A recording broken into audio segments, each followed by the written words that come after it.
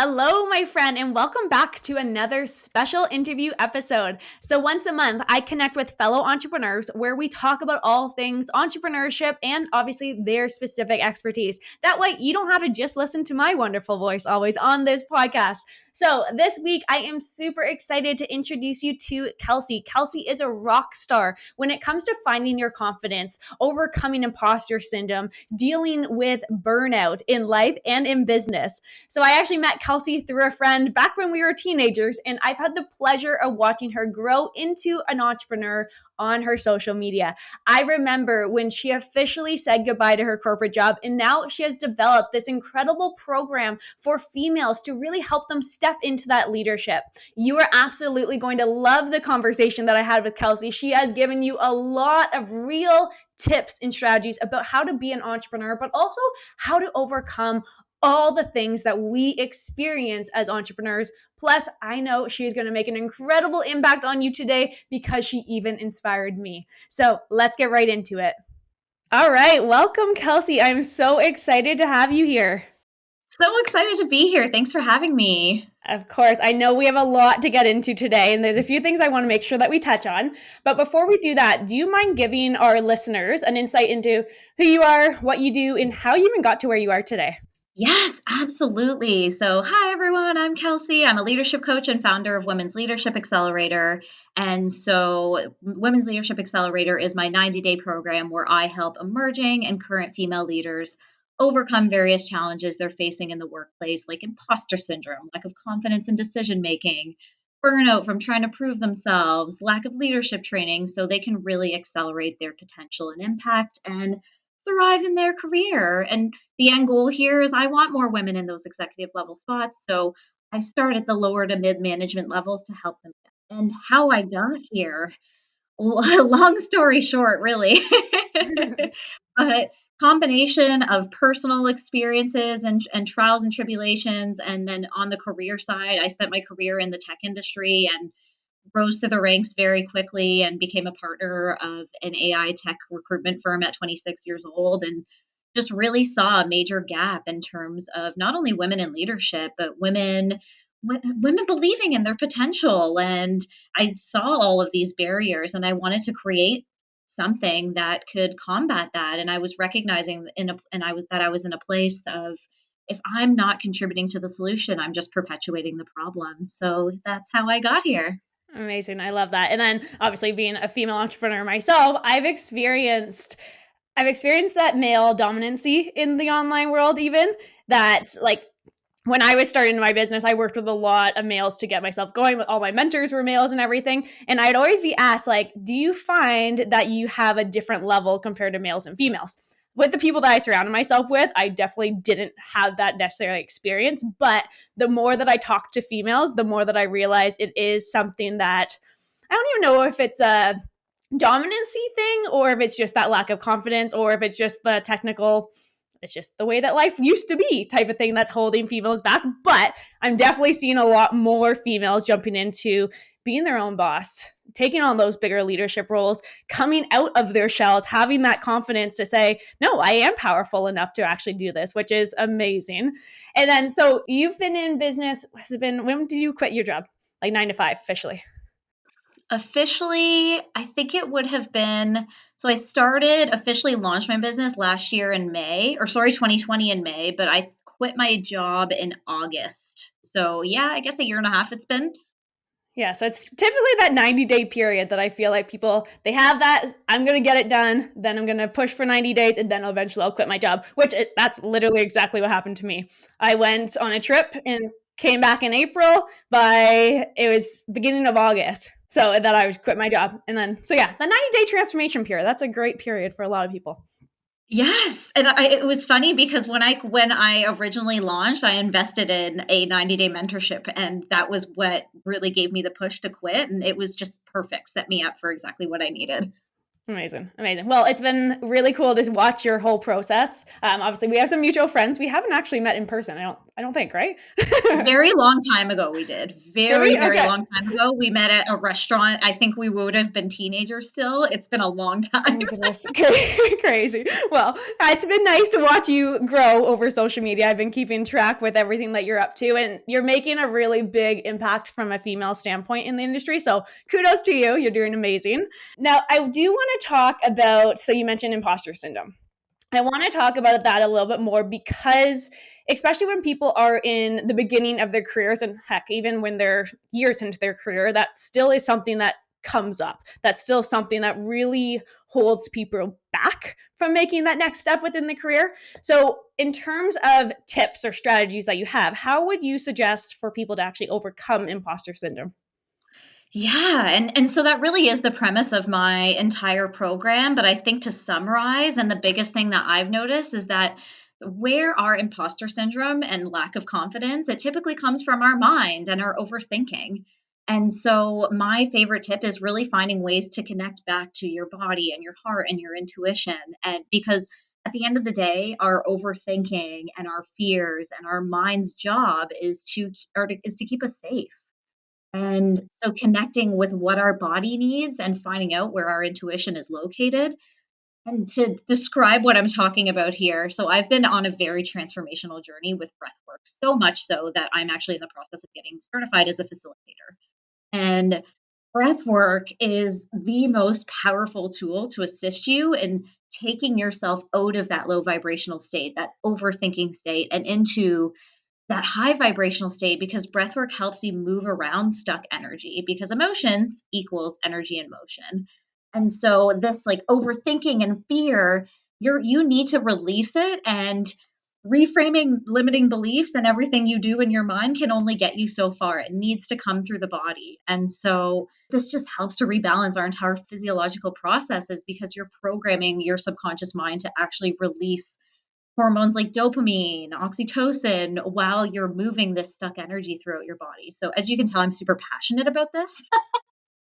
And it has been a game changer, not only for me, but a lot of my clients. And even on top of that, I think my biggest tip for someone who is unsure about breath work and you're like, oh my God, I need to just Google this and figure it out first, is honestly just coming back to evidence that your fear or your imposter syndrome doesn't actually fit the facts of what you're thinking in your mind. Because a lot of the times, if you take a step back and are like, does my fear or imposter syndrome fit the facts of what actually has happened or what could happen? It usually doesn't. And it helps to build up that confidence, because you're providing yourself with evidence of what you've already accomplished and what you've already done for yourself to give you that proof and confidence to move forward. Yeah, I love that. Breath work is something that I need to get into just from even just managing stress. I think it's something that people should be doing. So that's one really cool. And yes, you can see you're passionate about that or hear that you're passionate about that, which is amazing. Another step that I feel like people could learn from you is just realizing that it is all just what you're thinking. Like whenever imposter syndrome pops up for me, I literally recognize and say, okay, I know what this is now. I understand why it's happening. And typically it's happening when you're about to take that next step, when you're about to take that next breakthrough, like those big things that are about to happen. You're like, wait, can I really do this? And am I the right person? Am I the right person for you guys to be listening to me right now? I don't know. That comes up, but I don't let it stop me. I recognize that it happens. And when it does happen, I say, hey, talk to myself. Hey, Lisa, no, it's just your mind. It's not actually true. So even writing down what I'm thinking, I find helps me. So it's like if I write down, if it's like, okay, this is what I'm thinking about, and it's like, hey, if I read this and thought about myself, is that really accurate? Most times, no. Exactly, exactly. And you hit the nail on the head. And I was actually just on a client call before this talking about this, because this client is basically completely shifting her career. And this fear of actually committing to it keeps coming up, and she's procrastinating. And the fear of the commitment is really coming from exactly what you've mentioned, because it's so big. We picture this next step as something that's so big, instead of breaking it down into those smaller actionable steps and appreciating and accepting the journey along the way. And yeah, writing it down, and in reality, all this comes back to and down to is our ego. And so another thing that I get my clients to do is to name their ego and give it whatever name it is. I don't want to offend anyone with the name of mine, so I'm not going to say what the name of mine is. But so we're going to call him Bob. Down, So Bob. in case anybody has the name of what mine is, but yeah, like, okay, Bob, like, are you really here for me? Are you really here to help me, or are you here to hold me back? Are you here to keep me safe? Or like, what are you here for? And is this going to serve me moving forward? And having that conversation with your ego and recognizing that it is the one that's holding you back and giving you that imposter syndrome. Mhm. Yeah, and it's definitely something that once you learn how to manage and deal with it, like, it's never gonna necessarily go away. It's just, in my opinion, learning how to deal with it. So talk to Bob. Yeah, exactly. Tell Bob to back up. Like, tell Bob you don't need his crap today. Exactly, literally, which is a great way to put it. So anyone listening, get your Bob or whatever name you wanna use, and to all the Bobs listening, nothing against Bobs. No, yeah, exactly. That's amazing. Now, obviously, imposter syndrome does come up a lot, especially when people are stepping into that next leadership step. So, you mentioned that you help females take that next step up in leadership. What do you think, and what does it really take to be a true leader in your eyes? I think like truly embodied leadership is so different than how a lot of even organizations view it, because and even as human beings we've been taught to view leadership from the lens of managing a group of people or being in charge of a group of people, but to me it's so much more expansive than that. And to me I think like what true embodied leadership really is and will allow you to continue to progress and move forward in your life is that you are so not only sure of yourself, but you are so in a place of cheering yourself on and being so sure of yourself and empowering yourself that your energy is affecting other people and inspiring other people around you to do the same. And to me, like that's what truly embodied leadership is. Yeah, I agree. It's showing up and doing the do and inspiring people to do the do. Exactly. Like, you're just so embodied and so unshakable that it's inspiring to other people. And it's not you're not putting anybody down or being a micromanager or doing anything that's going to discourage them. Or even in some ways, you might not even be intentionally trying to empower them, but because of how you're showing up, it's inspiring to others. Yeah. And like obviously there's different forms of leader and everyone's going to have their own unique leadership skills, but I think you said it right. It's about showing up, taking action and then making that impact around you. Exactly, exactly. And you don't just because you're not managing a team or you have people around you that are reporting into you doesn't mean that you're not a leader. You can be a leader in so many different ways and we just need to reframe the what that actually looks like for us and what leadership is going to mean to us moving forward. Yeah, I love that. Amazing. So leadership comes in all different shapes and forms. And obviously, you're being a big leader within the industry and helping other people step into leadership. Now, correct me if I'm wrong, but you do this all online, right? I do. Yes. I am actually supposed to be doing my first in-person workshop next month, but super excited for that, but otherwise, I try to keep it mainly online. Amazing. So before you were online, obviously when you're in IT, that was all in person. What do you think has been the biggest change or even the biggest benefits of working online versus working in person? Yeah, I mean, I think to briefly answer that, the greatest benefit I've noticed is scalability. Because if you're only tied to one location, then you can only scale to a certain level. But if you're not really tied to any location, you can access more clients and more potential and maybe even provide them with opportunities that they may not have access to where they live. I mean, even for me, I'm from Toronto. A lot of my clients still come from Toronto, but I've worked with women in British Columbia, Nova Scotia, California, Boston, and they had never heard of anything like this in their area for whatever reason. And so it allows me and I think anybody to be able to scale and move forward. Yeah, that's definitely a big, big benefit, even eventually across the world. For me, when I started, I had 0 clients in my local area. I actually started my business was majority the United States, Australia, New Zealand, and the UK, some Canadians. And then in it must have been like, I think it was early 2020. I was like, hey, I want to make a bigger impact locally. So that's when I started really focusing on local businesses. Not to say that I have nothing, like I still work with people across the world, but it's the power that you can. Exactly. Yeah. Now, so entrepreneur, you've always had an entrepreneur spirit. You've done, what's the organization, the not-for-profit organization that you work with?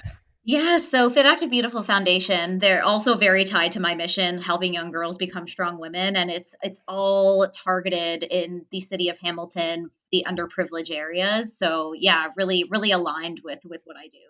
Amazing. So entrepreneur, it's always kind of been in your blood because you've been doing that for a while. What do you feel like, even since you've actually left your job, what has been the biggest learning curve of being an entrepreneur? Oh boy. So many things to say here. So I think I'm going to pick my top two or three. And these are actually a little more recent over the past year, I would say, but really just learning to lean in and fully trust myself in the process of life despite a lot of discomfort and uncertainty, and not attaching myself to outcomes, because what I've really found with entrepreneurship are that the ups and downs of entrepreneurship usually come from me attaching myself to the outcomes. And so that's been a really big one. And then another one that I really wanted to talk about is mentorship. So, when we all start out as entrepreneurs, we typically invest in some form of mentorship because we see the value in it. We know that it'll help us accelerate our growth and give us the tools to get our business off the ground. And of course, I mean, we wouldn't be providing mentorship if we didn't believe in it. But what I've noticed now that I'm 2 years out of a mentorship program that I took to get my business off the ground is what worked for me then might not actually work for me and serve me now. And it's really important to be open to adapting and doing things that maybe you weren't taught to do, but it feels right to you. And so, for example, is that I was taught in my 90-day mentorship program that my 90-day program should be my sole source of income, and that diversifying would actually dilute my offering in business. But what I've actually found is that diversification is so important as you're building a business, not only because of the income, but for the learning experiences that you can apply to your main offer. And so, yes, having a system and blueprint is important, but it's not the be all end all. And I think the biggest mistake I've made is trying to continue to stick with that and do what I think is right instead of doing what really feels authentic to me and my business as I continue to move forward.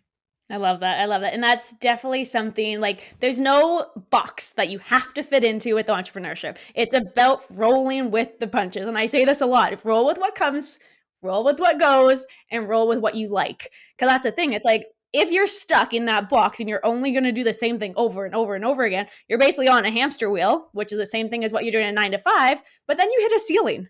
As entrepreneurs, we don't like ceilings. We like to crush through those ceilings. So you're never going to be able to crush through those ceilings if you stick in that box. So I think that is a really, really important thing that I want people to realize, that nothing is ever going to be perfect. Nothing is ever going to be the exact way. What works for me may not work for you, Kelsey. We have different businesses. We are different people. We have different goals. Everything is different. But being an entrepreneur, as long as you're open to those changes, as long as you are open to something new, you are continuously going to scale. Actually, so you mentioned so the first 90-day program that you did, that's something that built that foundation for you, which is fantastic. If you didn't have that mentorship, you probably wouldn't have that foundation. No, Women's Leadership Accelerator might not even exist. And I fully acknowledge that. But at the same time, I think, and you hit the nail on the head too, because it's like, you don't want to shame yourself for not aligning with everything that you've taught. And I've caught myself in those spirals of shame, like, oh, well, I was taught to do this, this, and this, and now I'm not really doing that. And maybe that's why my business isn't going the way that I thought it would go. But it's not attaching guilt or shame to doing things differently. Instead, just doing what feels right for you and you know is going, because only you know what's best for yourself and your business. Yeah. And I actually wrote a post about this. I think it was yesterday, maybe the day before, but it took me, so I'm coming up to my 7th year in business. And for the first 5 years, I felt scattered. At the time, I didn't feel scattered, but looking back, I was doing this and this and this and this, and I want to try this. But if I didn't try any of those aspects, I never, ever would be to where I am now. Coming into my 7th year, I want more of that step by step structure, but I have the foundational aspects built in different corners. Not just one corner, Exactly. different corners.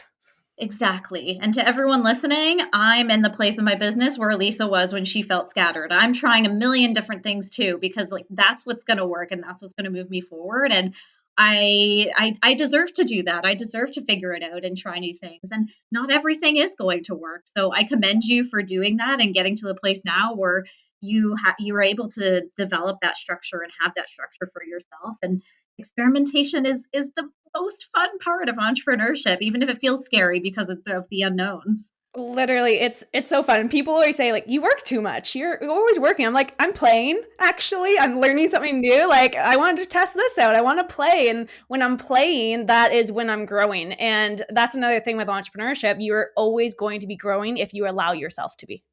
Yeah. And I love that reframe of playing too, because a lot of us are like, oh my God, I have so much work to do. Oh, I have to write more content. Oh, outreach, all of these things that we need to do as part of our business. And instead approaching it from the lens of like, okay, this is a game. How can I get my content to, get more engagement today? Okay, that didn't work. I'm going to try something else. Ooh, outreach. Let's dedicate 30 minutes to this. And how can I make this fun for myself? And it's always just yes, like I love that because it's so true. If you aren't integrating play or finding ways to make the business fun, it's not gonna be. Yeah. And we ultimately have the choice if we love our business and then we find it fun or not. If you don't find it fun, make a change real quick because what are you doing then? In my opinion. But even with the online world, it's always changing. What worked 5 years ago for me? So I used to get leads online for 20 cents for paid advertising. That is impossible to do now. Like, it's not going to be the same. But it's like you have to grow even with how we as users behave online. It's understanding that things are constantly going to be changing and just being okay with that. And I feel like that's what separates entrepreneurs from people who like the structure of a 9 to 5. Nothing wrong with that, but some people hate that growth. They hate that change, whereas I strive for it. Yeah, same.